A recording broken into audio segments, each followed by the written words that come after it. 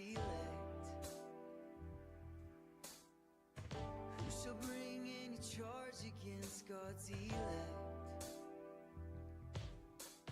Who shall bring any charge against God's elect? It is God who justifies. It is God who justifies. Who shall bring any charge against God's elect? Who shall bring any charge against God's elect? Who shall bring any charge against God's elect? It is God who justifies. It is God who justifies. Who's to condemn? Christ Jesus is the one who died. Who's to condemn? Christ Jesus is the one who died. More than that, who was raised? Who is at the right hand of God? Who indeed is interceding for us? Who is at the right hand of God? Who indeed is interceding for us? Who shall bring any charge against God's elect? Who shall bring any charge against God's elect? It is God who justifies. It is God who justifies. Who's to condemn? Christ Jesus is the one. All right, well, good evening, everybody. We're going to get right into this. So we are continuing the Apologetics class, the We Destroy Arguments. I know we took the summer off, and Pastor Josh was teaching on hymnology, and he will do one more hymnology next week. Then the week after that, I'm going to be back on this until we finish this class. And so this is, I guess you could say, Lesson 8, Part 4, or whatever I have on that slide up there. I can't see. It's too small on my phone. But Lesson 4 or Part 4? Lesson 9, Part 4. That's what it is. And so we are continuing to dismantle the theory of evolution.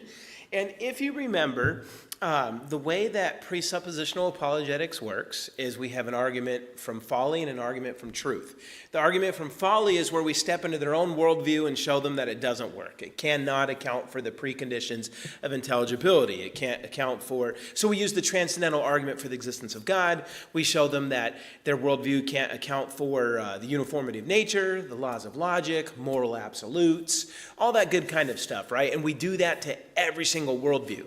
The argument for truth is then where we say, okay, now let's ask these same questions, but of the biblical worldview. And the biblical worldview does account for the uniformity of nature, the laws of logic, moral absolutes, and all that kind of stuff. And so when it comes to the theory of evolution, since that is the big fairy tale of our society, I've decided to do a lot deeper of a dive. And so if you notice, we did a whole bunch in the argument for folly, just dismantling every aspect of evolution. And then we started the argument from truth, and we're already in the 4th hour of that. So I've been showing you how the biblical worldview accounts for everything we see from a creationist standpoint for 3 hours already, and this will be the 4th hour of us talking about it, and then I'll have one more after this. And so I know it's been a while. I don't expect that you remember everything that I've taught, but we are continuing. We're picking up where we left off. We're still in the argument of truth, and the goal is to show that the biblical worldview explains reality.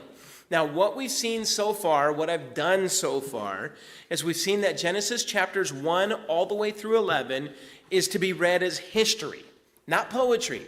History. I was just listening to a podcast that was recommended to me today where these knuckleheads were insisting that Genesis 1 was a poem because it has refrains and repetition in numbers. And I'm like, dude, you should not be doing a podcast is what I'm thinking. Because Hebrew poetry has nothing to do with repetition and refrains and symmetry and chiasms. Hebrew poetry has to deal with parallelism of lines and figurative language and stuff like that. And that just was not the case in Genesis 1. It is not poetry. It is historical narrative because of the Vav consecutive. I explained all that to you guys, right? And so it is meant to be read as history. And when you read it as history, you're now left with two choices. Either it's true or it's false. And so we have been showing how it's true, and I've been dealing with the skeptics' objections. So I went over each day of creation and explained it in detail, each one, and showed how it explains what we see in the universe. And then I answered objections from the skeptics. That's what we did with the 7 days of creation week. We also, again, I don't know if you remember, it's been a couple months, but we also looked at this whole issue of overpopulation. Are humans really destroying the earth? Are we this plague and our population needs to be limited? No, not at all. And then the last thing we talked about was the flood. And so I showed you how the text shows that the flood is global, and the flood explains our geology, how the fountains of the deep burst up. And so what that means is all this water under the earth just shot up, the land drops, the waters raise, eventually every mountaintop is covered, and this like a 360 or 370 day event. And then you have the waters ebbing and flowing and just creating all the geology that we see. And I mentioned that there's two sources of water, that it was a universal global flood. So we covered all of that last time. We finished talking about the flood. Today what I'm going to do is deal with objections to the flood. Because even though our story makes sense, even though the scriptural account makes sense, the skeptics out there are going to be like, well, what about this? What about that? This cannot possibly, blah, blah, blah, blah, blah, blah. And you hear all this stuff, right? And so we're going to answer those objections. And then we're going to turn to the next phase, like where do the nations come from? Where do the languages come from? We'll be starting that. These are all things that we experience in the real world. And you have to have a worldview that answers them, that says, where do these come from?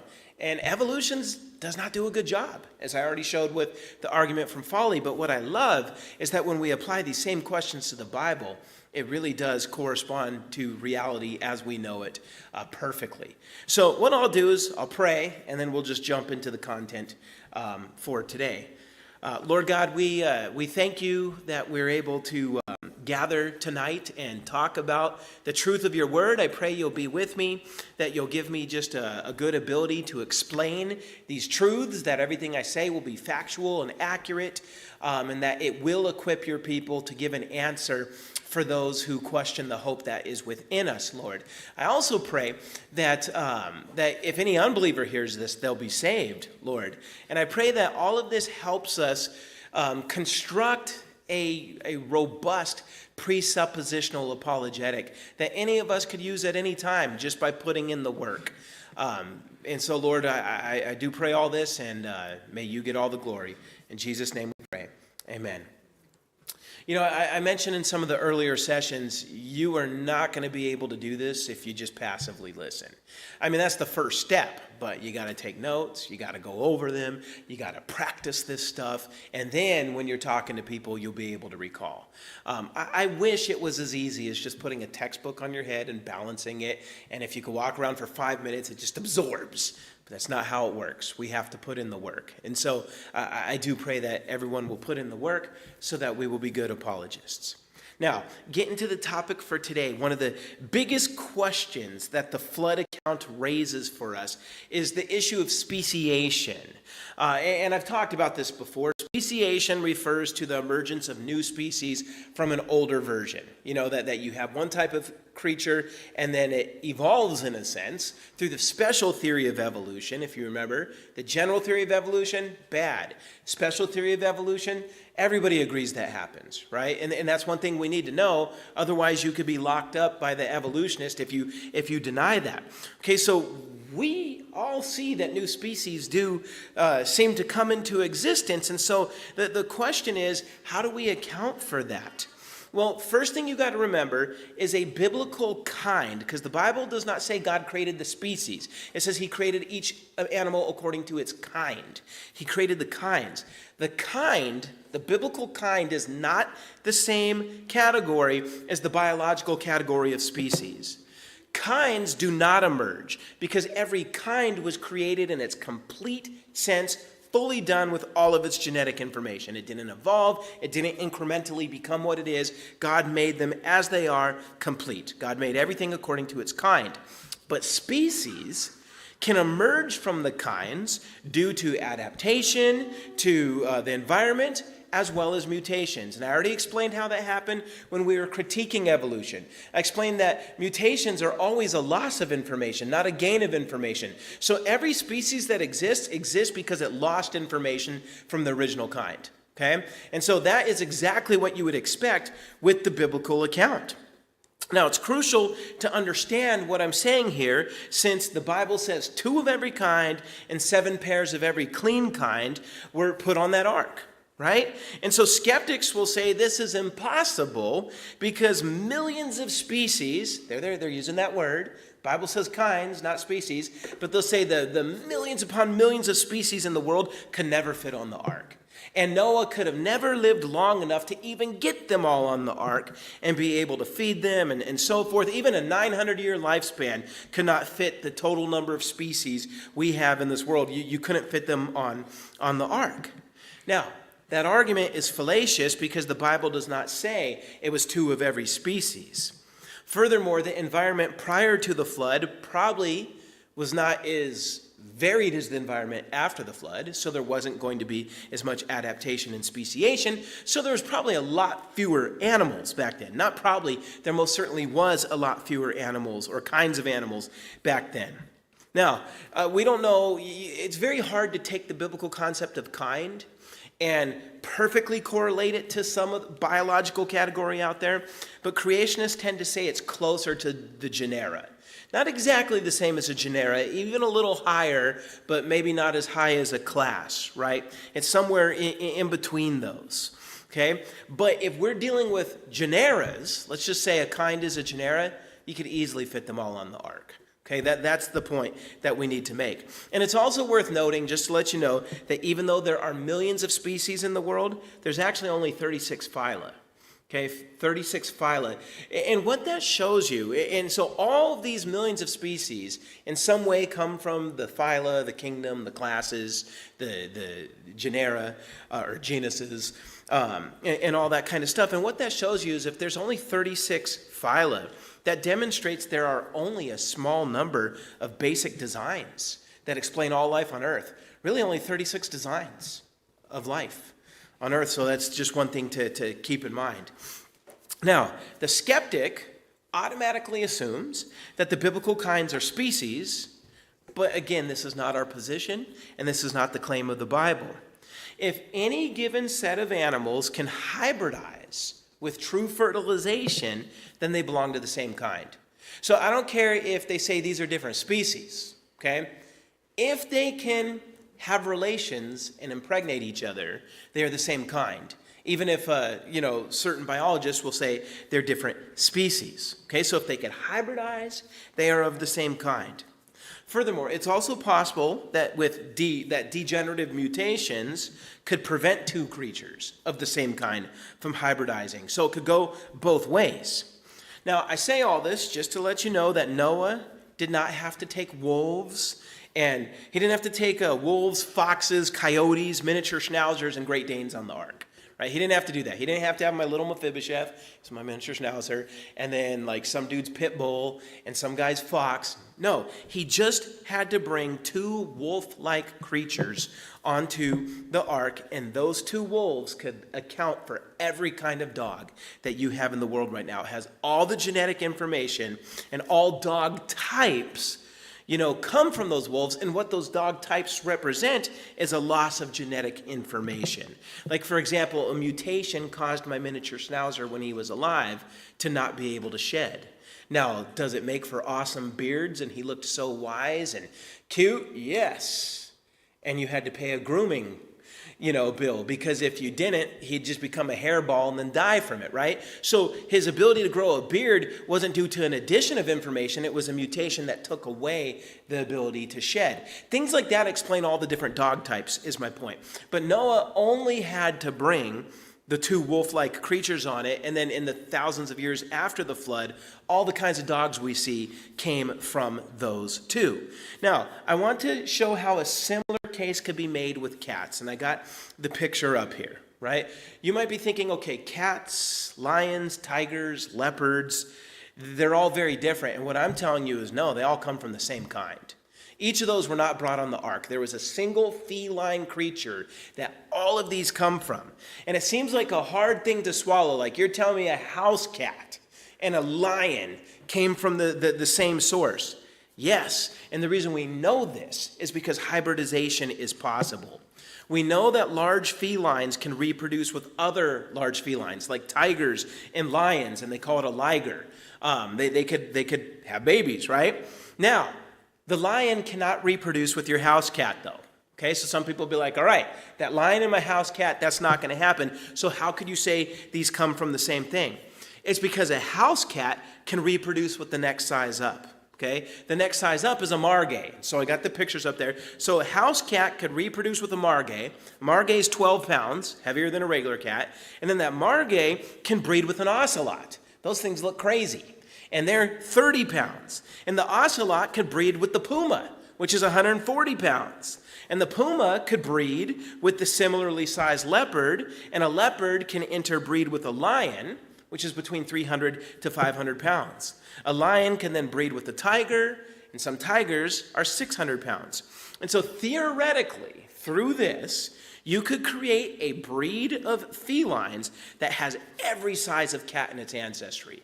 That would not be possible if they didn't all genetically come from the same source, right? So Noah only had to have one pair of whatever the cat ancestor was. He doesn't have to have all the hundreds of species he didn't have to have Siamese and whatever homeless cats out there. He didn't have to have all those. He just had to have whatever type can account for all the rest. Okay, so this is what the Bible tells us to expect. And this is what science easily demonstrates. Okay, so Noah only needed one pair of each kind. So, ironically, belief in speciation was created by creationists, right? Evolutionists will tell you they're the ones who came up with speciation, that the idea that you have mutations and stuff like that lead to new species from original kinds. That was our idea first. It was. We were the first ones to say that. In 1668, Anglican Bishop John Wilkins, by the way, he's the founder of the metric system. All the great scientists were Christians. The ones that built the whole field of science, the various sciences we rely on today. So Bishop John Wilkins created the metric system, and he also argued that all types of cattle came from the single pair, or maybe 7 pairs, that left the ark. He had a contemporary who was a German Jesuit scholar, Athanasius Kircher. He also claimed that modern species developed from the earlier kinds. This is in the 1600s. In contrast, the naturalists who arose 100 years later, like Charles Lyell, the founder of uniformitarianism, Charles Lyell rejected speciation. He argued for the fixity of species, that they're just what they are. Okay, anybody who says it started as an earlier kind and branched out into other related kinds, that person's a moron, right? No, they were fixed. It's just very interesting because now evolutionists say that's what we believe. They act like Christians are the ones who believe in fixity and that they're the ones who came up with speciation. So they say, yeah, you Christians, your system makes no sense because there's millions of species. You believe God created them all, and there's no speciation, and so there's no way Noah could have fit those all on the ark. That's not what we believe. We've always believed God created a basic set of kinds, and then from those kinds come the species. Noah only had to put the kinds on the ark. And so these people make a straw man against us that isn't even true. And remember, the millions of species in the world today, they all descend from a few thousand kinds due to a loss of genetic information. If the general theory of evolution was true, which means you go from frogs to man, if that was true, then you have to have mutations creating new information. They don't. They have only ever been observed to be a loss of information. So evolution, as they understand it, is impossible. But it is true that due to a loss of information, you do have new species coming into existence, as I explained with my dog and his ability to shed hair, right? It's just the way it works. Now, some people will be like, okay, so what you're saying is God created a few thousand kinds, and from those kinds come all the millions of species. That's just a hard pill to swallow. Well, you know what? The evolutionist atheist pill is way harder to swallow because they say it all came from a tiny microscopic amoeba, right? Not thousands of kinds to account for the millions, but one tiny single cell somehow accounts for the millions, which is a harder pill to swallow, right? It's like, are you serious? You're saying this is hard to believe? No, what you believe is impossible. And I've already explained and showed how spontaneous generation is impossible. We've already ruled all this out in previous lectures. What they believe is impossible. What we believe is the only thing that makes sense. And these pictures I have up here, they were drawn by David Belvin. So we have such a good artist here. One picture represents the evolution model. One represents the biblical model, creationism. And you could tell the evolution model believes everything comes from the one cell, and you got this big tree of life. Ridiculous. The creationist model is far more realistic. As I said, you have those 36 phyla. Just a few basic designs of life exist on this earth. And God probably, below the phyla, obviously created genera, classes, whatever. Those were the kinds. Those were fixed. Okay, a few thousand of them. And then after the flood, through adaptation, you get all these different species. It's simpler. It's more believable. In logic, there's something called Occam's razor. Occam's razor says if you have the simpler of options, you go with that. It is most likely true. The evolutionary option is so incredibly complex and impossible. There's no way it happened, right? Where the biblical one has got fewer steps, it's way simpler. Way simpler. And again, it explains what we see. So, and it's worth pointing out that both secularists and creationists believe, you remember how I said both believe in cosmic inflation? Like both have a starlight problem? Like they'll say, well, if the earth is only 6,000 years old, why could we see starlight billions of miles away? Right? Well, they got the same problem as I mentioned. They say the universe is 13 billion years old, 13.8, but they're saying that we could see the stars 45 billion light years away.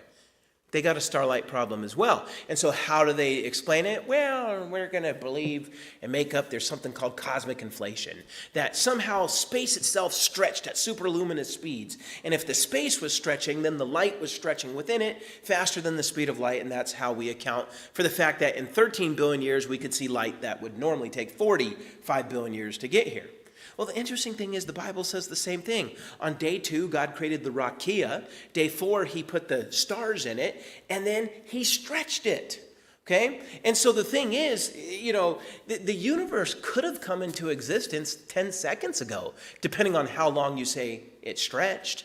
The secularists when they say it stretched to get us to the 13 billion years, they have no mechanism that explains how it starts. They have no mechanism that explains how it stops. Well, what energy could create that force, right? And they just conveniently say it lasted long enough to get them to the 13 billion years they already believe in. Well, that's no different than us saying that, okay, well, it happened long enough to get us to the 6,000 years we believe in. In fact, our book talked about cosmic inflation before you guys ever even knew what that was, right? And in our book, there's an explanation of what started it and what stopped it, a transcendent God that speaks the universe into existence. So my point is, both sides believe in cosmic inflation. Our story is just better. Well, likewise, both sides now believe in speciation. Just our story, our version of it is better. That's what I wanted to point out. It makes more sense.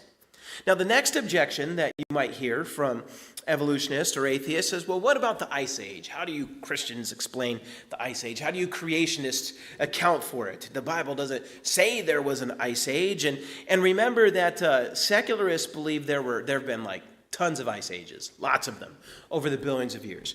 Well, here's what I need to first point out, that biblical creationists do believe there was an ice age, but we think there was only one, and it was caused by the flood. Secularists believe there have been many ice ages. Now, here's the thing. One way or the other, the evidence is pretty overwhelming that there was at least one. The evidence that the northern United States, northern Europe, and Greenland were covered completely by snow and ice, it's hard to deny. There's just too much evidence for that. But here's the thing. The secular folks have no mechanism to explain how it happened. They just say it did happen, but we don't know how something like that can happen. right? So what they say is, since we don't know how it can happen, but it did happen, we're just going to assume that it happens in cycles, and you have to accept what we say, and we don't have to prove it. And since it happens in cycles, there's been a whole bunch of them. Now, as creationists, we could actually explain how it happened. And through our explanation, it only happened once, right? So they can't explain it, we can, and I'll explain how we can explain it in a minute. So anyhow, for an ice age to occur, you need two things to happen at the same time. Two things that almost never happen at the same time. Two things you need is you need a cold climate, but you need massive evaporation. You guys know what the evaporation cycle is, right? Like the sun hits the water, it turns into, the gas form, floats up to the clouds, and blah, blah, blah. That way you get a lot of precipitation, a lot of rain and stuff like that. So you have to have a lot of evaporation. At the same time, you have a cold climate. Now, do you see the problem with that? A colder climate leads to less evaporation. It takes heat to cause evaporation. The colder it gets, the less evaporation there is. But the only way you can have an ice age is if for some strange reason the climate cools considerably at the same time evaporation goes up. That's why they have no explanation. They're like, how the heck can that happen? They know it did happen because there's evidence, but how the heck can that happen? Well, our model explains it. See, the way the Bible describes the flood, if you remember, is the fountains of the deep burst forth. It was volcanoes underneath the earth, kind of like Yellowstone, that water geyser, that volcanic water geyser. They were all over the earth, underneath the land, and the scripture says they all burst, shooting up those waters at, crazy heat and just crazy speeds. And pretty much that's where the majority of the flood water came from. Now, you guys know volcanoes are hot. That increases heat at least at the water. So what happens is the lava from these eruptions would have warmed the oceans, thus increasing the evaporation. Okay? So the fountains of the deep bursting would 100% necessarily make evaporation go up.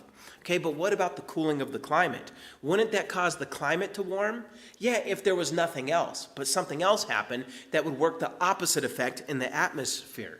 All the eruptions of these volcanoes blowing up would have dumped massive amounts of ash and gas into the atmosphere, which would then block the sunlight, which would then cool the land after the waters abated on the floods. Now, that scenario provides the necessary combination of cool temperatures all over the earth with a simultaneous increased evaporation. And this scenario has data to support it. Most of us, well, hold on. 1, 2, 3, 4. Okay, half of us in this room were alive to know this. And this isn't that long ago, 1991. Okay, 1991 is not that long ago. I know some of you are like, yeah, it was. Wasn't that when Vietnam happened? Try again. That was the 60s. But anyhow, 1991 in the Philippines, you had Mount Pinatubo. Yeah, Mount Pinatubo. Gosh, this word is so hard for me. Pinatubo, I'll say it that way. It erupted in the Philippines, and it was 10 times larger than Mount St. Helens eruption in the 80s. And it released so much material into the stratosphere that it reduced the Earth's sunlight by 10%.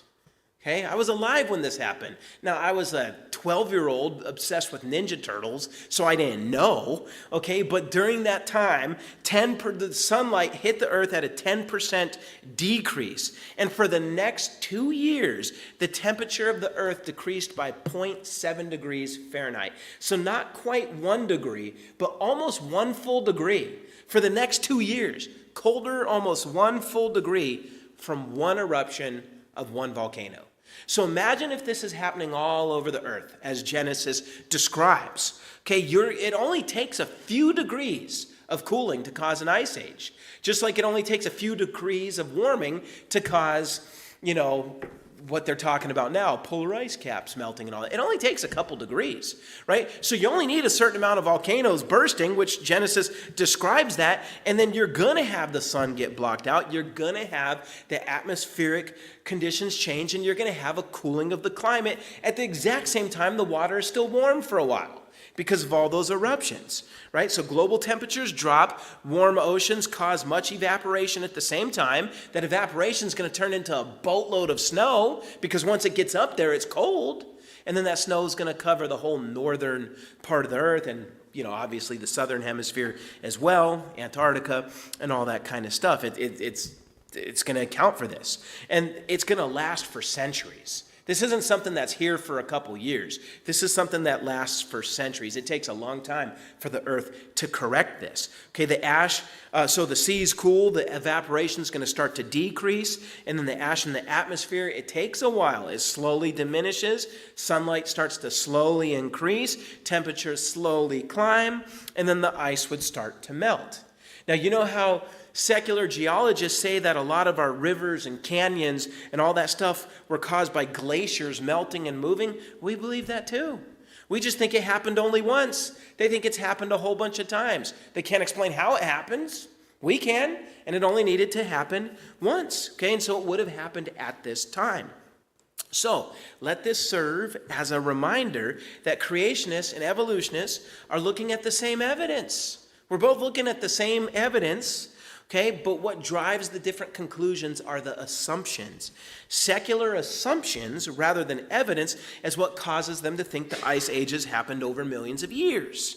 Okay, if they dropped their assumptions and they accepted the parameters of the biblical text and what it says about Earth's history, they could look at the same evidence and say, oh yeah, that does explain it. And we only need one ice age. But they refuse to do that. So again, it really comes down to presuppositions. It always comes down to presuppositions. That determines how you're going to look at the evidence. All right, so wrapping up the flood, 2 points, final points need to be made about it. First, Genesis 8:22, so chapter 8, verse 22, promises that the regular patterns of creation will not change. The laws of nature will not arbitrarily change. The laws of nature are the uniform way that God sustains the universe. That makes science possible. That's why the scientific method and the scientific revolution happen in Christian countries, because we believe God sustains the universe in a uniform way, which makes nature predictable, which makes experiments possible, which makes it to where you could learn. These laws of science and all that were not discovered in Buddhist lands, Hindu lands, or Muslim lands. It's in Christian lands. And it's because of what we believe the Bible says about the world, that God uniformly maintains the laws of nature. Okay, so that's Genesis 8:22 says that. Okay, that's where we get that idea from. And then the second point I'd like to make is that the rainbow, right? The Bible does not say that the rainbow was created only after the flood. The rainbow would have always been there from the beginning. The laws of physics are what produce rainbows. Whenever you have mist and water and sun and light going through it, you're going to get that light spectrum showing up. So humans would have always been seeing rainbows from the beginning, okay? What God is doing after the flood is he's taking something that already exists and he's now giving a covenantal meaning to it. And I want you to think about all the other covenantal signs, like circumcision. That existed before God commanded Abraham to do it. Bread and wine for communion. Was bread and wine invented at the Lord's Supper? No, it's something that people had been eating and drinking for centuries, and Jesus says, all right, this is my body, this is my blood. I'm going to give an added layer of significance to it. What God is saying is every time you see that rainbow up there, you've seen these forever, but now when you see it, what I want you to remember is I promise I'll never flood you again. And it totally makes sense, because when does a rainbow come? When it rains. And so you might have those first generations a little scared. Once those clouds show up, is it going to happen again? And that's him saying, no, this reminds you, there's never going to be a global flood again. And there never has been. Right? So just one thing, because a lot of times secularists will say, you guys believe God created the rainbow after this. The laws of physics dictate it would have always existed. The text doesn't say he made the rainbow after the flood. It only says he made it a sign after the flood, that he would not flood the earth again. So again, people come up with silly stuff. I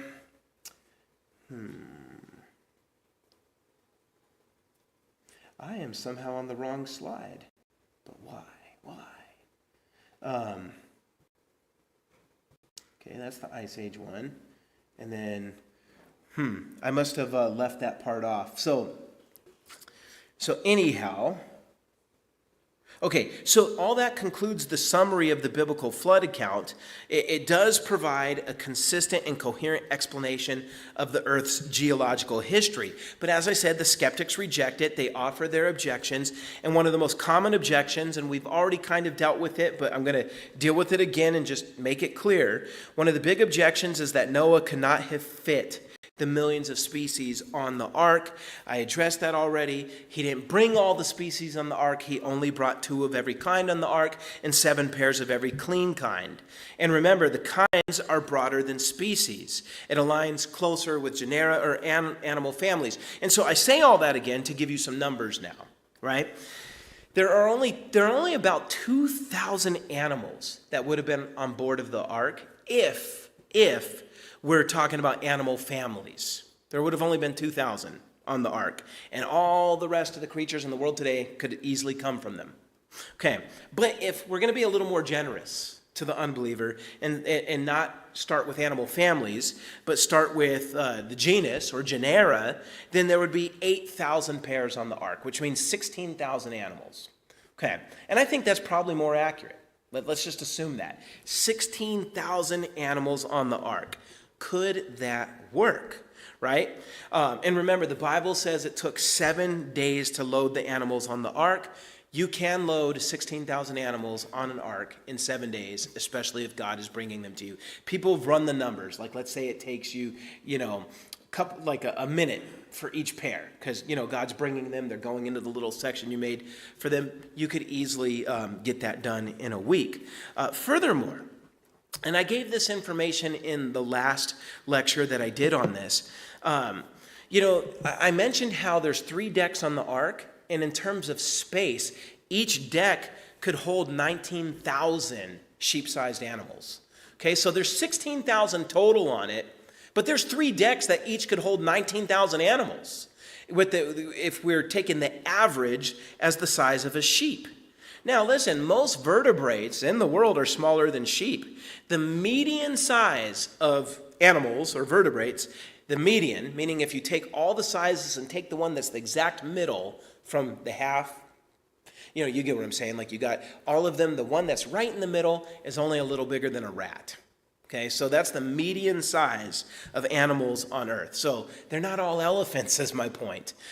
When we're talking about 16,000 animals, half of them are a rat or smaller. Okay, so that's not too hard. Okay, so there was plenty of room on the ark for all these animals, including room for them to exercise.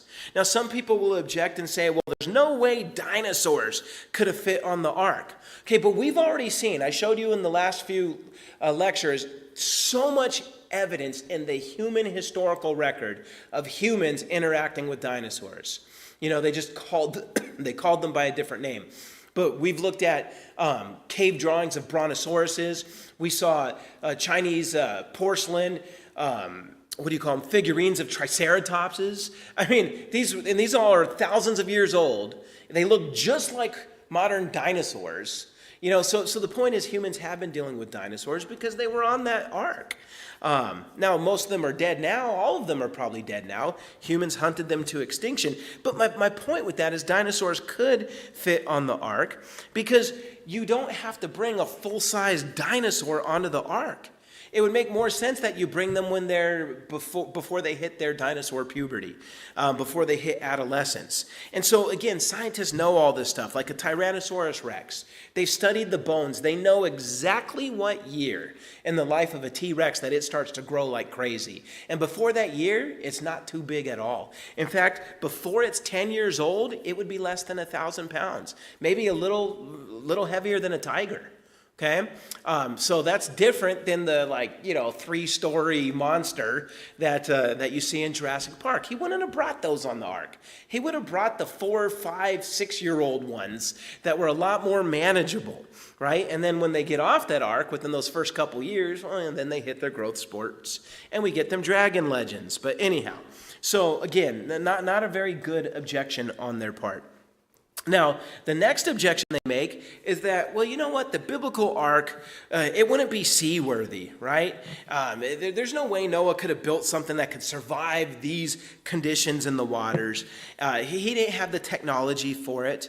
And they say that the ark would have fallen apart during the flood, that you cannot build a wood vessel as big as the dimensions that the Bible gives that can hold together. They say a 450-foot-long wooden vessel cannot hang together. And then what they do is they present models of Victorian wooden ships, like the ones you think of like with Napoleon's wars and stuff like that. Take these somewhat modern British Victorian wooden ships, and in the 1900s, they tried to see what could happen in the early 1900s. Let's see if we could build one of these wooden Victorian ships the size of the ark. It didn't work. It fell apart. And so they'd say, see, it's impossible. You cannot make a wooden, you can't make a wooden ship that is that big. But here's the reason why these ships fell apart. They have rounded bows at the front. The ark did not have that. The sterns and the sides were weakened by all the windows that they had on it. They had masts and rudders, which are the main weakness of wooden ships. Okay, so all that these models prove is that Victorians cannot build large wooden ships. It doesn't prove that it's impossible to build large wooden ships. Noah's ark did not possess any of these characteristics or features, and therefore that argument is not valid. I remember when Bill Nye, the science guy, debated Ken Ham all those years ago, he made this argument. In fact, Bill Nye's grandfather worked on those Victorian ships in the 1900s and said it's impossible. If my grandfather, who's a a modern man, he's not pre-modern. If he can't build it, why would you expect Noah could build it? And I was upset that Ken Ham didn't respond to that. He just ignored it and moved on. It's got such an easy response. All this shows is that Bill Nye's grandfather was not very good at building ships, or maybe he was good at building them in the British style, but that's not proof, because here's my point. Okay, it seems that Nye and these other guys are unaware that in the 3rd century BC, talking about 300 years before Christ, the Heracleans built a warship called the Leontifera. And the Leontifera was a 400-foot-long warship. All their enemies were terrified of it because they couldn't build a wood ship that big. So that particular city-state dominated for a long time because they had a warship just 50 feet smaller than Noah's Ark, right? 300 BC. Okay? There's too many historical records that mention it for you to just say it's a myth, right? And then in the 1st century, you have the Roman Emperor Caligula. He built a large barge that was 360 feet long and 6 stories high, 6 decks high. Now, again, that's in the Roman records, and some people thought, well, it's got to be an exaggeration. They found it after World War II. It was found. Caligula's barge was real, and it's the size that the ancients described it as. Furthermore, these skeptics seem to be ignorant of the fact that just 600 years ago, about 100 years before Columbus, the famed Chinese voyager Zheng He he created like what they called a city on the seas. And I don't know if you know this. Like, we always talk about the Portuguese and the Spanish being such great explorers. The Chinese were way better. Okay, and the PRC, they better not let this get to their head. This was before their time. But Zheng He built this fleet of ships that he reached California. He discovered the Americas 100 years before Columbus. And in fact, if Columbus's ship would have run into one of Zheng He's ships, it would have looked like a beetle next to like an elephant. It really would have. And so I got a picture here. In fact, if you look at the 3rd picture, okay, I exaggerated, but the small one is Columbus's biggest ship. And then it shows you its scale next to the Chinese ship. My point that I'm making is Zheng He's fleet, he had a particular type of boat in it. It was a treasure ship. So it was for holding gold, silver, exotic animals. It was called the Bao Xuan. Treasure ships, they were 440 feet long, just 10 feet shorter than Noah's Ark. And this is established fact. fact. No historian doubts that the Chinese had ships that big 600 years ago. So the fact that 400 years later, Bill Nye's grandfather could not build one that big just means he didn't know how to build ships as good as the ancient Chinese. Okay, so my point is humans have been building wood vessels like this for a long time. They've proven that it's possible and the technology would not be outside of Noah's bounds. And when you talking about the seaworthiness of it, if you look at the dimensions of the ark, they are like a ship, okay? And its size would have made it go with the waves rather than against the waves, and so it's going to flow with it rather than get beat by it. And so the design is very stable in water. In fact, the Korean Institute of Ships and Ocean Engineering, they did some experiments, some scale experiments, and tested the particular dimensions of the ark to see how it would hold up. And they said with these dimensions, it had optimal stability to navigate sea conditions with waves that were larger than 100 feet. So with this design, they said you could have 100 feet waves on every side. This ark would have been fine. And it's because it was wider than it was tall, which guarded against capsizing. Other experiments they did demonstrated that the ark could withstand wind levels 3 times the force of a hurricane without it capsizing. This was the perfect design for what God wanted the ark to do. So again, the secular argument does not make any sense. Now, another big objection that they make is that the biblical flood is a derivative of older pagan flood accounts, especially the flood account known as the Epic of Gilgamesh, right? So what theological liberals and skeptics say is that the Bible's flood story just rips off the Epic of Gilgamesh, okay? And so in the Epic of Gilgamesh, it claims that the gods unleashed a global flood and a single human was chosen to build a wood vessel so that he and animals could survive. After the flood, the human sends out 3 birds, just like Noah did. And after he disembarks from his ship, he makes a sacrifice to the gods, just like Noah does to God. And so people say, look at all these parallels. And since the Epic of Gilgamesh is older than the book of Genesis, clearly this ancient flood legend is the one that Moses or whoever wrote Genesis ripped off, is what they would say. And they would say in both of these, point to a common source that predates either of them. And so the real question is, who borrowed from who? And here's what I'll tell you. Moses had access to the most ancient records when he was raised as a prince of Egypt. And most importantly, the thing you can't forget is our claim, and the Bible's claim, that Moses has God's very account of this. The one who was there. The one who's going to recount it perfectly. Every pagan version is a corrupted derivation or derivation of the original memory. And I'll show that, a little later. It's easy to show how you get the pagan corruption. You could see, what I'm saying is you could easily show how the pagan corruption came from the biblical one, but you can't show how the biblical one could have come from the pagan one. It makes no sense. And so I'll get to that. But I want to explore this Gilgamesh story a little closer. The basic storyline is this guy Gilgamesh was a king. He wanted to find a way to become immortal and found out there was one immortal man in the world. So he finds that man, and then that man tells him about the flood. And so pretty much the storyline is the gods destroyed humanity for no discernible reason. It wasn't because we were bad. It wasn't because violence filled the earth. They had no reason. They just wanted to flood us and kill us, right?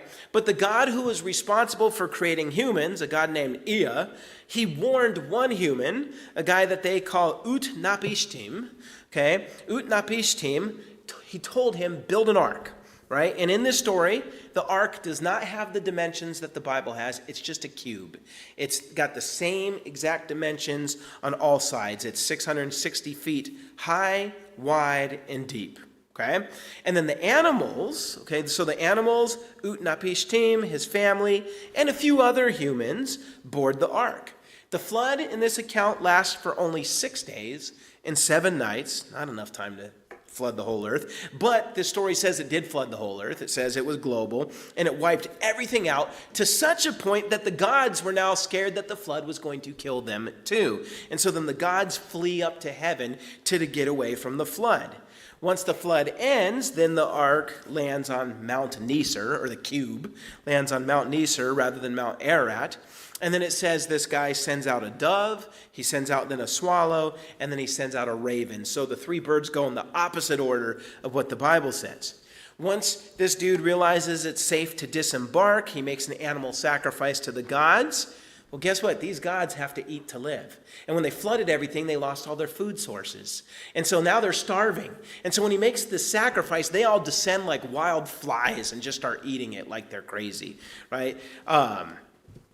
That's their flood story. I'm like, dude, you think the Bible came from that? It's crazy. And so then the legend ends with the chief god Enlil granting Utnapishtim and his wife immortality.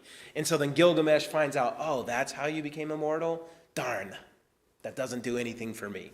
And so that's pretty much the whole basis of that story. Now, despite any similarities with the biblical flood account, the differences are enormous. In the epic, the gods are petty, they're immoral beings, they're dependent on the creation, they have to eat. In the Bible, God is transcendent. He is a necessary being, he's independent of creation, way different than these ancient Near Eastern gods. So the Bible presents a God that could provide the preconditions of intelligibility, the laws of logic, the uniformity of nature, moral absolutes, all of that. Whereas the pagans, they present deities that are absurd. They make no sense. Now, in the Epic of Gilgamesh, the earth was flooded for no reason, but in Genesis, it was for a just reason. It's because violence filled the whole earth and humans were evil and all their thoughts were evil all the time. So God's like, all right, there's a reason why he doesn't. It wasn't arbitrary. And God patiently gave humanity 120 more years to repent after the flood was first announced. He is a very gracious, patient, long-suffering God. Now, in the Epic of Gilgamesh, the birds are sent out in an order that is very illogical, with the final bird being a raven, which is a carry-on eating bird, meaning the lack of a raven coming back proves nothing. Okay, it doesn't prove that it's safe to disembark because ravens are going to find all sorts of dead things, on top of rocks and, just floating on the waters if they haven't abated. And so a raven not coming back doesn't prove anything. Yet in that story, oh, the raven didn't come back. It must be safe. It's like, what? Whereas the biblical account, the dove goes last. Okay, that dove will keep coming back until it is safe for him to land. Okay, so that makes sense. Oh, it must be safe to get off because the dove has not come back. And so it's just interesting. And then in the Epic of Gilgamesh, that cube, scientists have run the numbers. If you have a cube that's equal in height, depth, and width, it would have rolled over the first time something hit it. That flood, that story would have been over within like 25 minutes. Okay, they're all dead. And that cube is just, it's been obliterated, all the animals drowned. Good luck with that. Whereas in contrast, the group that I mentioned of scientists in Korea proved that the Genesis ark could survive 100-foot waves. Very different stories, okay? And so here's my point. It's common for humans to make legends out of historical events. But it has never been done where we've made a historical event out of a legend. You get what I'm saying? You can't make history out of something that didn't happen. But you can make a legend out of something that did happen. You could exaggerate it, you could tweak it, and you can change it. But you can't make history out of a legend. You can only make legends out of history. So one only needs to compare the legend to the real world. A cube cannot survive a great flood. A boat-shaped vessel can. Furthermore, it's easy to explain why the legend has one measurement on all sides, whereas the real account has three measurements: the 400 length, the 75 width, and the 45 height. Okay? There's a reason the biblical account has the three measurements. See, the greater complexity describes a real event. But such details are hard to remember from generation to generation to generation. And so that's why the pagans will start to substitute the real numbers with something something easier to remember. Just say 660 on all sides. Nobody will ever forget that, right? So that's how it happens. Over time, you have to come up with a simpler equation just for the sake of memory. Listen, it's far more plausible, than, believing that the pagans over time couldn't remember the complex details, so they simplified it. That is 10 times more believable than thinking that Jewish scribes, who are not a seafaring people, took this older myth of equal sides and somehow in their mind transformed it into seaworthy dimensions. Is that likely? The Israelites were not seafaring people. They needed the Phoenicians. These guys knew nothing about boats, is my point. So you're going to believe that these Israelite scribes are going to take these absurd dimensions and randomly come up with real dimensions. No, far easier to believe that the older one is the precise dimensions that match reality, and then later people corrupted it because they couldn't remember. Again, a lot easier. And then furthermore, when you have details, like the wrong order of the birds, or only a week of flooding. 1 week of flooding cannot cover all the mountaintops. Okay, in a cube boat, it makes it easy when you look at those details. 1 week, a cube boat, it makes it very easy to figure out which one's the legend and which one's the real one. The legends always are absurd and don't make sense with the real world. The true story makes sense with the real world. Okay, so again, it makes sense that the pagans, and also another thing that makes sense, is, the detail that the pagans believed that Utnapishtim was immortal should make sense to us as well. Noah lived to age 900. He lived 300 years after the flood because he was a pre-flood man before that genetic bottlenecking that happened. Everybody born after the flood died before that. So you have multiple generations that have come and gone, but this old timer's still lurking around. Of course they're going to think he's immortal, right? That's going to be where that... So when you look at the real story, you could always, once you know the real story, but then you compare it to the legends, you could see where the legendary stuff got added.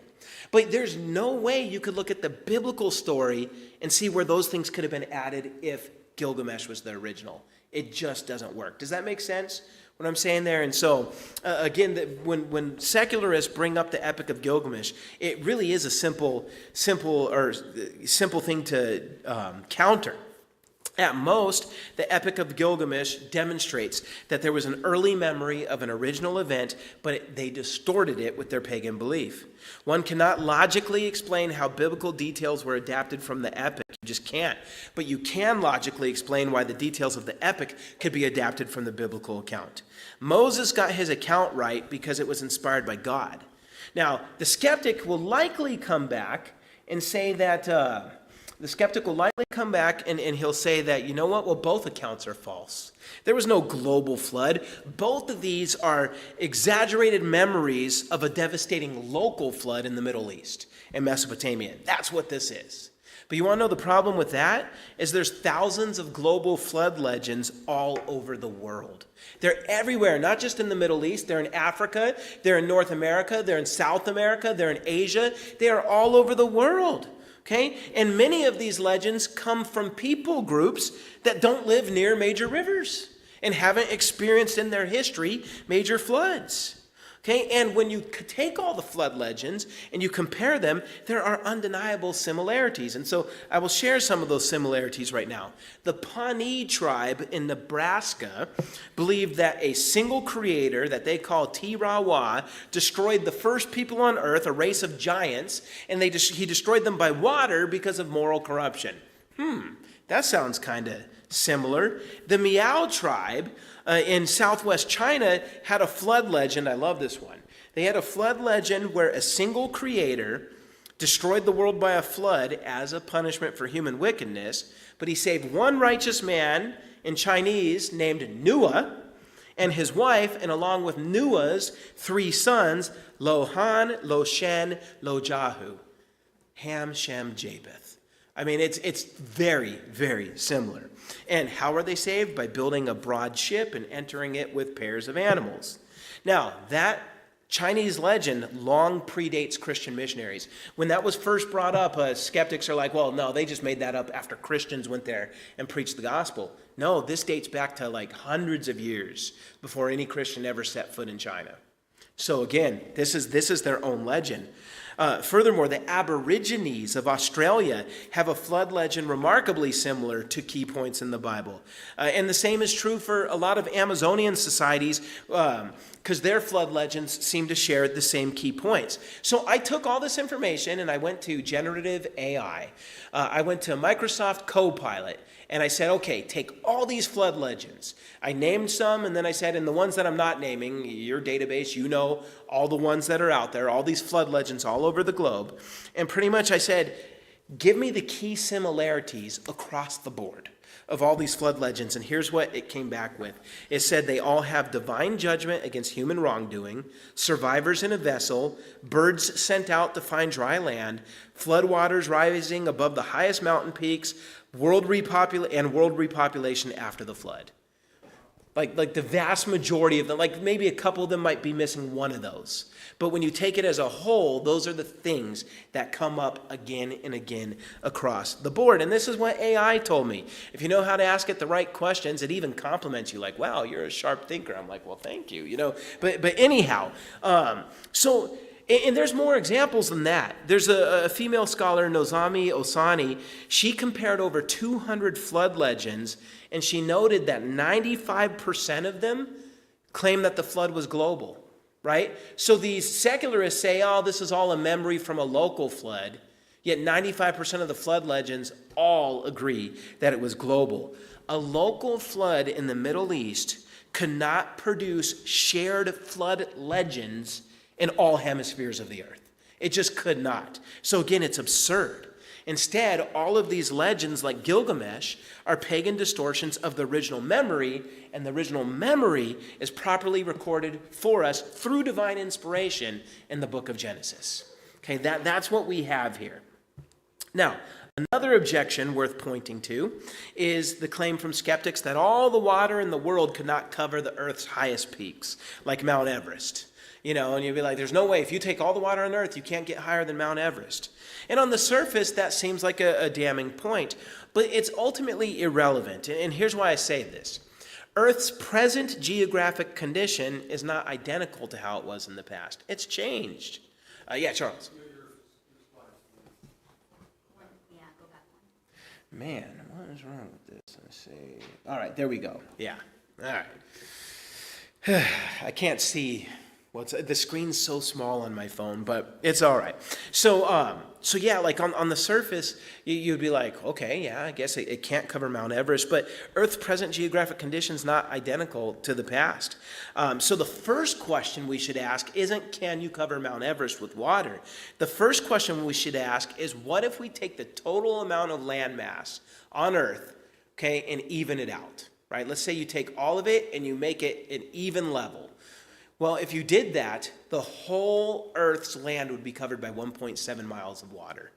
There wouldn't be any land on Earth. It would all be under the sea. So you take Mount Everest and you average it with all the rest of the land on the Earth, it will be 1.7 miles beneath water if you did that. So yes, there is more than enough water on Earth to cover all the land if the peaks and conditions are different. Okay, there just is. And even they call him Darwin's co-discoverer of evolution. His name was Alfred Russel Wallace.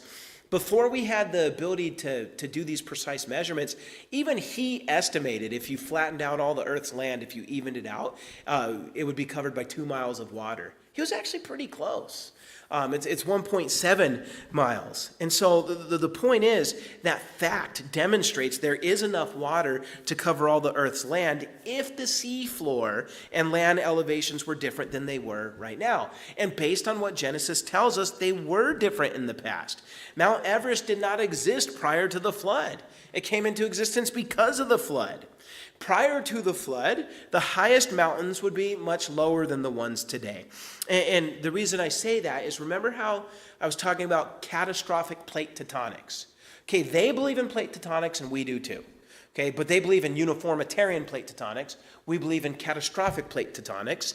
And even certain secular scientists have admitted that our model explains geological conditions better than theirs.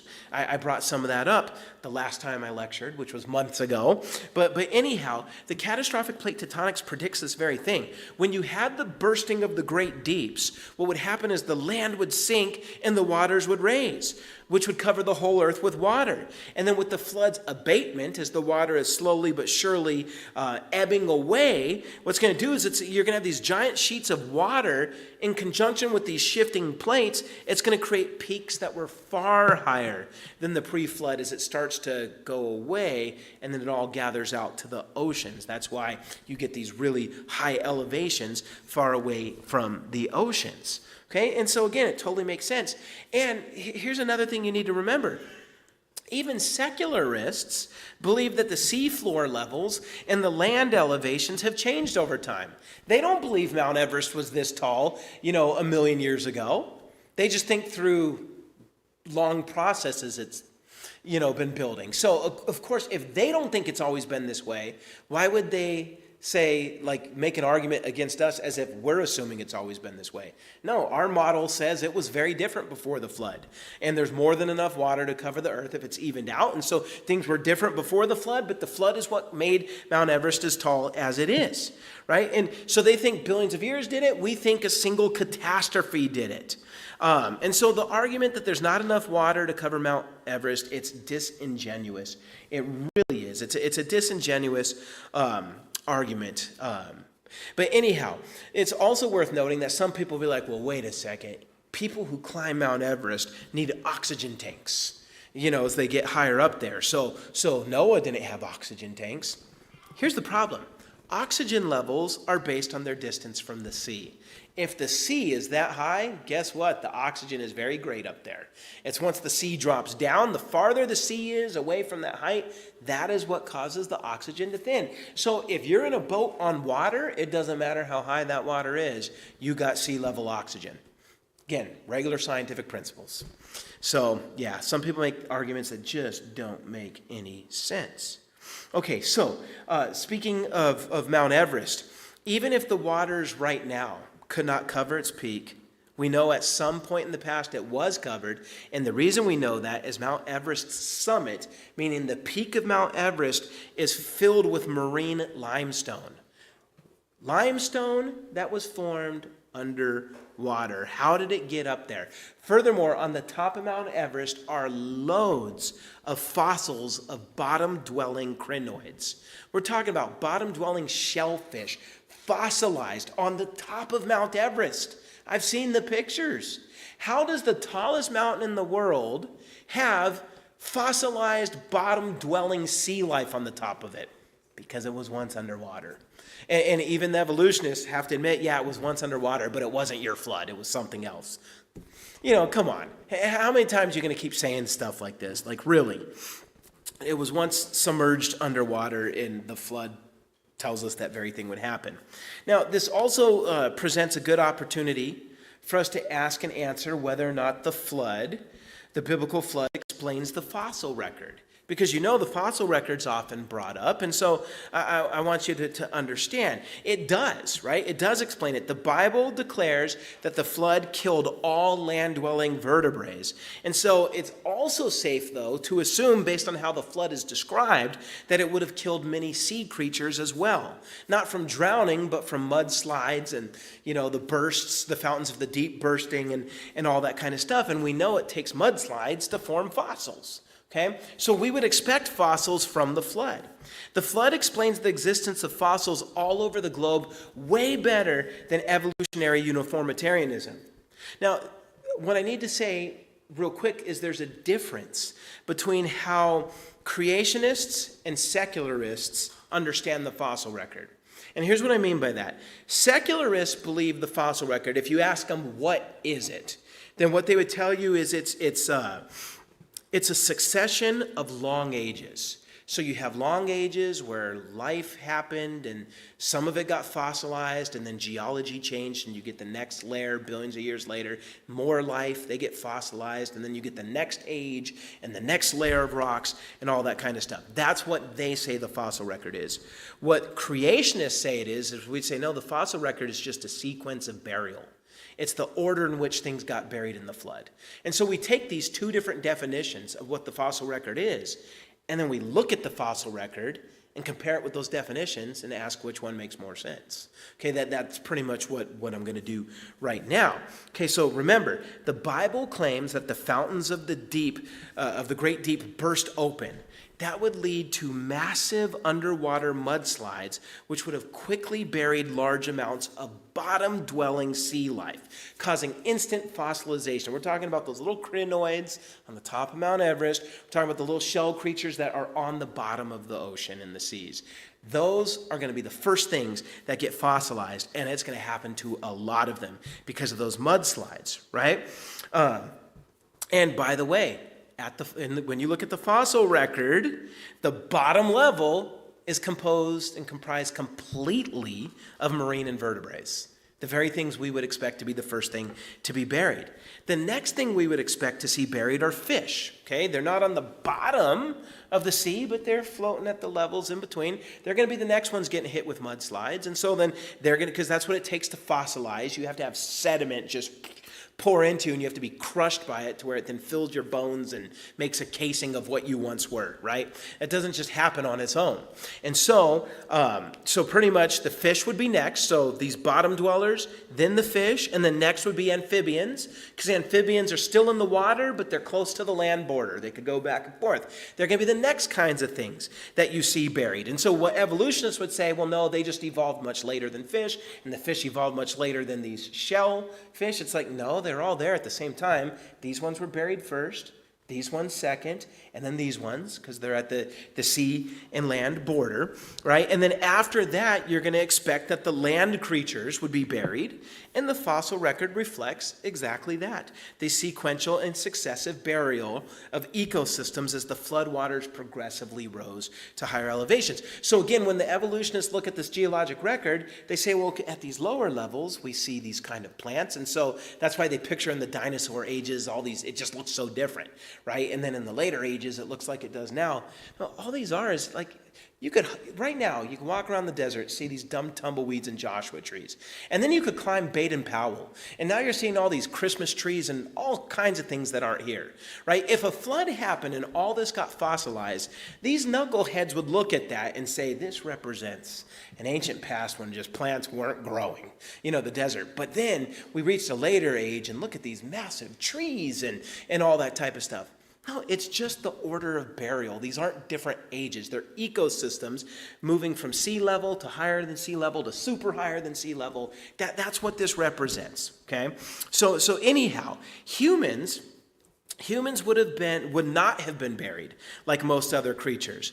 The burstings of the fountains would have had tsunamis that would have wiped out all the people near rivers and seas. So those guys, they don't have a chance, right?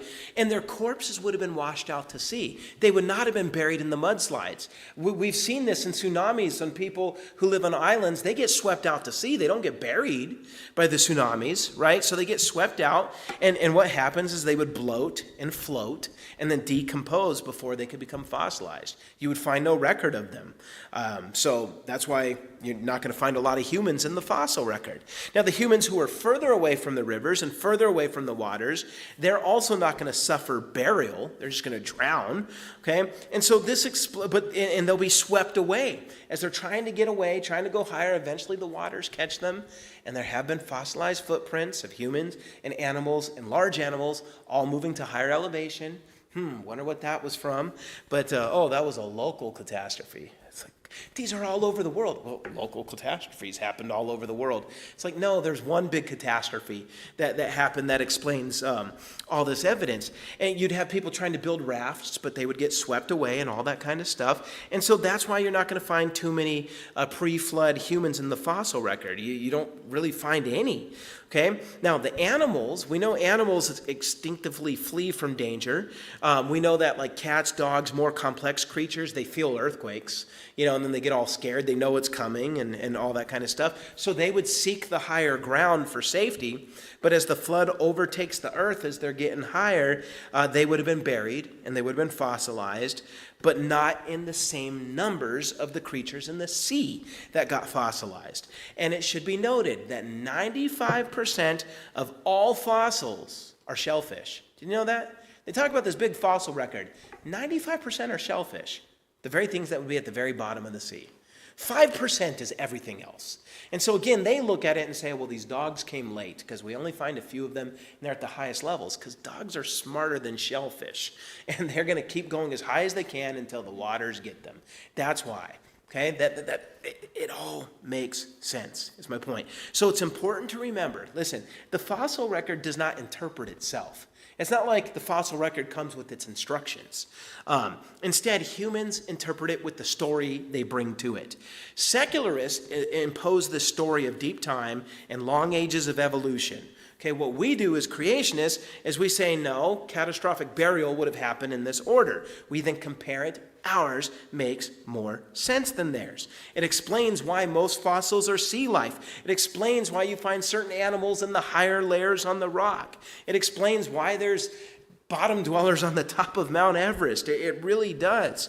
And it offers a viable reason for why humans are not fossilized at the same level as other creatures. It's not because we're new to the scene. It's because of the manner in which the flood got us versus how it got them. It all makes sense. And here's the thing. Nobody's ever observed in nature a fossil being made because it has to happen in a catastrophe where that sediment is pounding down on something really quickly. So when a fish dies, it floats, bloats, and gets eaten. So even though evolutionary books say, here's how it happens, they draw the picture, a cute picture of a fish dying, and then it sinks, and then the waters, or the bottom of the ocean covers it, and it becomes a fossil. Yet all of you who've ever had a fish know that when your fish dies, it doesn't float to the bottom, or sink nice to the bottom, it's just up there floating. And you're like, okay, to the toilet, my friend. And so my point is, it doesn't happen the way they say it does. But fossilization does happen the way we say it does. A bunch of mudslides burying you.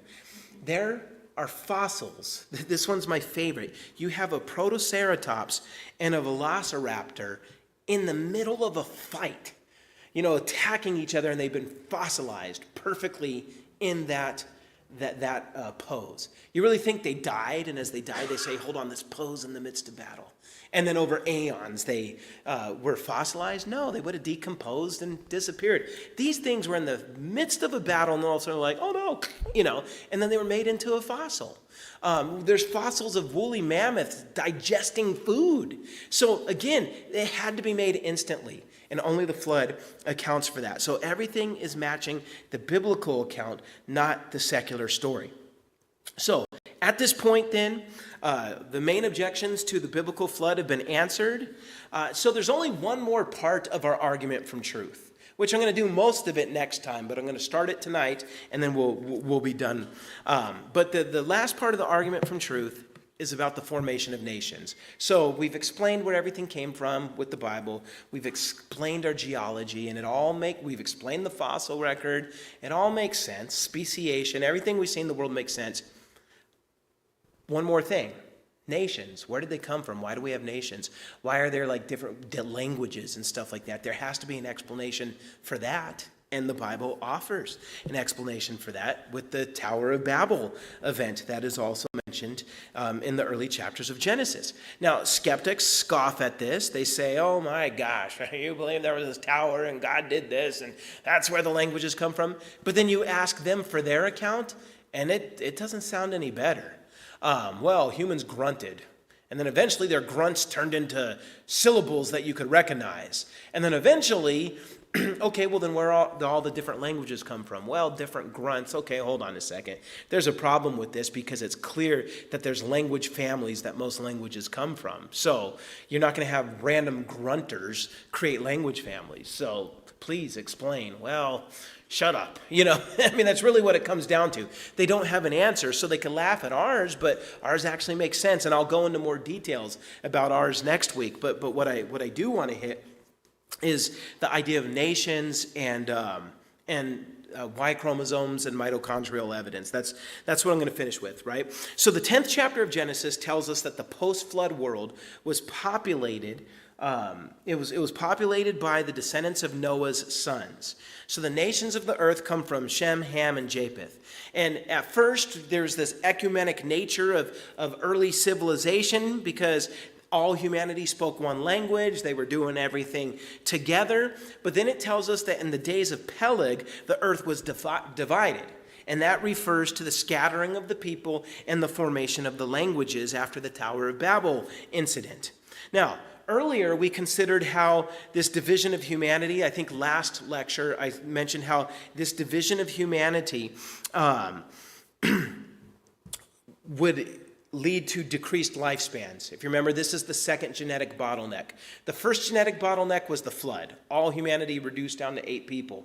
But then you have those 8 people's descendants reduced down to small clans with a lot of intermarriage because they can't understand each other now, right? And so that's another bottlenecking, and that explains why we have lifespans now of only 100 years, because of the mutations that come from that bottlenecking. So this event explains why our lifespans decreased. I'm reminding you of that because I taught about that last time. But this event also, in addition to that, accounts for unique cultures and people groups. The final verse of Genesis 10 sums it up by saying that the nations came from the sons of Noah, and they spread out on the earth after the flood. That's what it says, okay? This would explain why so many people groups now are separated by land and language, and why they all have a global flood legend. Okay, the sons of the descendants of the survivors of the flood spread out with different languages all over the world, and all over the world you're hearing about floods in different languages.